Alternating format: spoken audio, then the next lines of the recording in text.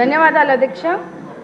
శాసనసభలో మొట్టమొదటిసారిగా మాట్లాడే అవకాశం కల్పించినటువంటి పూజ్యులు తండ్రి సమానులైన ముఖ్యమంత్రి వర్యులు శ్రీ నారా చంద్రబాబు నాయుడు గారికి, లోకేష్ అన్న గారికి, అలాగే మా సింగనమల నియోజకవర్గ ప్రజలందరికీ కూడా ధన్యవాదాలు, నమస్కారాలు అధ్యక్ష. కూటమి ప్రభుత్వం ఏర్పడినప్పటి నుంచి రాష్ట్ర ప్రజలందరూ సంతోషంగా ఉన్నారు అధ్యక్ష. ఎందుకంటే ఎన్నడూ లేని విధంగా 2.94 లక్షల కోట్ల బడ్జెట్ను అన్ని వర్గాల ప్రజలకు కేటాయించడం పట్ల ప్రజలందరూ హర్షం వ్యక్తం చేస్తున్నారు. మన ముఖ్యమంత్రి వర్యులు నారా చంద్రబాబు నాయుడు గారు అంటే ఆంధ్ర రాష్ట్ర ప్రజలకు ఒక నమ్మకము, ఒక ధైర్యం అధ్యక్ష. ఆయన ప్రతి ఇంటికి ఒక పెద్ద కొడుకుగా రాష్ట్ర ప్రజలను ఆదుకుంటున్నారు అధ్యక్ష. అలాగే రాష్ట్ర ప్రజల కోసం పాదయాత్ర చేసి యువత భవిష్యత్తు కోసం అహర్నిశలు కష్టపడుతున్న లోకేష్ అన్న గారు మా లాంటి యువతకు ఆదర్శంగా నిలుస్తున్నారు అధ్యక్ష. అంబేద్కర్ గారి రాజ్యాంగాన్ని మరియు వారి ఆశల అనుగుణంగా బడుగు బలహీన వర్గాలకు అభివృద్ధి బాటలు వేసేది మన కూటమి ప్రభుత్వం అని చెప్పడానికి ఎంతో సంతోషిస్తున్నాను అధ్యక్ష. బడ్జెట్ కేటాయింపులో ఎస్సీ, ఎస్టీ, బీసీ, మైనారిటీ మరీ ముఖ్యంగా మహిళలకు పెద్దపీఠం వేస్తూ సంక్షేమానికి బడ్జెట్ కేటాయించడంలో బడుగు బలహీన వర్గాలు ప్రజలు కూటమి ప్రభుత్వాన్ని పై ఎంత చిత్తశుద్ధి ఉందో తెలుస్తోంది అధ్యక్ష. విద్యారంగాన్ని బలోపేతం చేయడం ద్వారా భావితరాల బంగారు భవిష్యత్తుకు బాటలు వేయచ్చనే ఉద్దేశంతో పాఠశాల విద్యకు అలాగే ఉన్నత విద్యకు కూడా బడ్జెట్ కేటాయించడం పట్ల రాష్ట్ర విద్యార్థుల తరఫున ఆర్థిక మంత్రి వర్యులు పయాల్ కేశవ్ గారికి మరియు విద్యాశాఖ మంత్రి వర్యులు లోకేష్ గారికి ధన్యవాదాలు తెలియజేస్తున్నాను అధ్యక్ష. వైసీపీ హయాంలో 3,500 కోట్లు ఫీజు రియంబర్స్మెంట్లు బకాయిలు పెట్టి పేద విద్యార్థులను వేధింపులకు గురి చేశారు అధ్యక్ష. ఇప్పుడు ఆ బకాయిలు కూడా మన మంచి ప్రభుత్వం చెల్లించబోతోంది. దీని ద్వారా ఎంతో మంది పేద విద్యార్థులకు మంచి జరుగుతుంది అధ్యక్ష. అనంతపురం జిల్లా మా సింగనమల నియోజకవర్గంలో ప్రజలు ఎక్కువ శాతం వ్యవసాయం మీద ఆధారపడతారు అధ్యక్ష.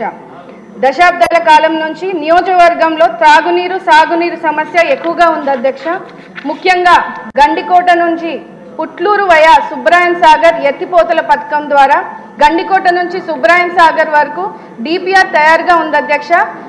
అది ప్రస్తుతం ఆర్థిక శాఖ క్లియరెన్స్లో ఉన్నది. ఈ పథకం వలన దాదాపు 35,000 ఎకరాలకు సాగు చేసుకునే అవకాశం ఉంటుంది అధ్యక్ష. మా సింగనమల నియోజకవర్గంలో పుట్లూరు, ఎల్లనూరు మండలంలో గ్రామాలకు తాగునీరు సమస్య తీరుతుంది అధ్యక్ష. అలాగే అనేక వాటర్ స్కీమ్స్ ఉన్నప్పటికీ కూడా మా నియోజకవర్గంలో కనీసం తాగడానికి కూడా నీళ్లు లేని పరిస్థితిని ప్రజలు ఇబ్బంది పడుతున్నారు అధ్యక్ష. తగు మౌలిక సదుపాయాల కోసం అదనపు బడ్జెట్ని కేటాయించవలసిందిగా కోరుతూ, అదేవిధంగా మా నియోజకవర్గంలో సింగనమల మండలం రాచేపల్లి పంచాయతీలో లిడ్ క్యాప్ కి సంబంధించినటువంటి లెదర్ ఫ్యాక్టరీ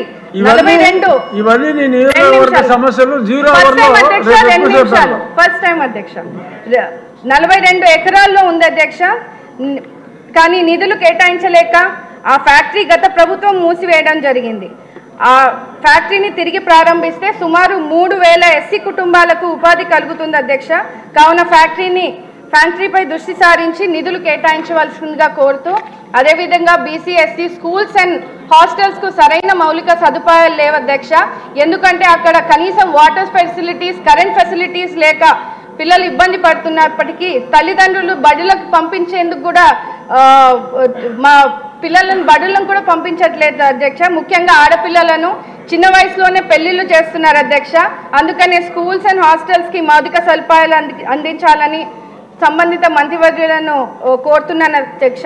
గత ప్రభుత్వం బడుగు బలహీన వర్గాలకు అడుగడుగున అన్యాయం చేస్తుంది అధ్యక్ష. ముఖ్యంగా ఎస్సీ సబ్ ప్లాన్ నిధులను దారి మళ్లించి 40,000 కోట్ల రూపాయలను దారి మళ్లించి తీవ్ర అన్యాయం చేశారు అధ్యక్ష. అదేవిధంగా ఎస్సీ వెల్ఫేర్ పథకాలు రద్దు చేసి వాటిని పునరుద్ధరించాలని, సంక్షేమాన్ని అభివృద్ధి బాటలో పట్టించాలని ఈ సభా వేదికగా కోరుతున్నాను అధ్యక్ష. ఇప్పటికే కొన్ని పథకాలను పునరుద్ధరించారు. వాటిలో విదేశీ విద్య వంటి పథకాలు బడుగు బలహీన వర్గాలకు విద్యార్థులకు మంచి జరుగుతుంది అధ్యక్ష. ఈ విద్యార్థుల ఉన్నతి కోసం కూటమి ప్రభుత్వం కృషి చేయడం ఎంతో సంతోషిస్తున్నాం అధ్యక్ష. అదేవిధంగా బడుగు బలహీన వర్గాల సంక్షేమం కోసం బడ్జెట్లో అధిక ప్రాధాన్యత ఇస్తూ ఆర్థికంగా, సామాజికంగా, విద్యా వైద్య రంగాల్లో చేయుతనిచ్చే విధంగా ఎస్సీ వెల్ఫేర్ నిధులు కేటాయించడాన్ని ఆనందిస్తున్నాం అధ్యక్ష. ఎన్ని అవాంతరాలు ఎదురైనా వెనుతిరగకుండా ముందుకు సాగుతున్నటువంటి లక్ష్యంగా బడ్జెట్ను రూపొందించారు. మా పరిస్థితులను అర్థం చేసుకొని మా జిల్లా మంత్రి వర్యులు పయ్యావుల కేశవ్ గారు మా వెనుకబడిన నియోజకవర్గంపై కొంచెం దృష్టి సారించి అదనపు నిధులు కేటాయించవలసిందిగా కోరుతూ ఆంధ్రప్రదేశ్ ను పునర్నిర్మించి మళ్లీ ఇండియాలోనే నెంబర్ 1 రాష్ట్రంగా నిలిపే లక్ష్యంలో కృషి చేస్తున్నటువంటి మన ముఖ్యమంత్రి వర్యులు నారా చంద్రబాబు నాయుడు గారికి, డిప్యూటీ సీఎం పవన్ కళ్యాణ్ గారికి, ప్రధానమంత్రి నరేంద్ర మోడీ గారికి మనస్ఫూర్తిగా కృతజ్ఞతలు తెలియజేస్తున్నాను. నాకు అవకాశం ఇచ్చినటువంటి ఆనరబుల్ డిప్యూటీ స్పీకర్ గారికి ధన్యవాదాలు అధ్యక్ష. జై భీమ్. ఇప్పుడు ఆపరేషన్ లేకుండానే మోకాళ్లకు ప్లాస్మా ట్రీట్మెంట్. మీ ఆర్థోపెటిక్ సమస్యలన్నిటికీ రోబోటిక్ టెక్నాలజీ ద్వారా తక్కువ ఖర్చుతో శాశ్వత పరిష్కారం. Free consultation. ప్రతి ట్రీట్మెంట్ పై 20% డిస్కౌంట్. ఈ ఆఫర్ కొద్ది రోజులు మాత్రమే. త్వరపడండి. V9 hospitals 9281465842.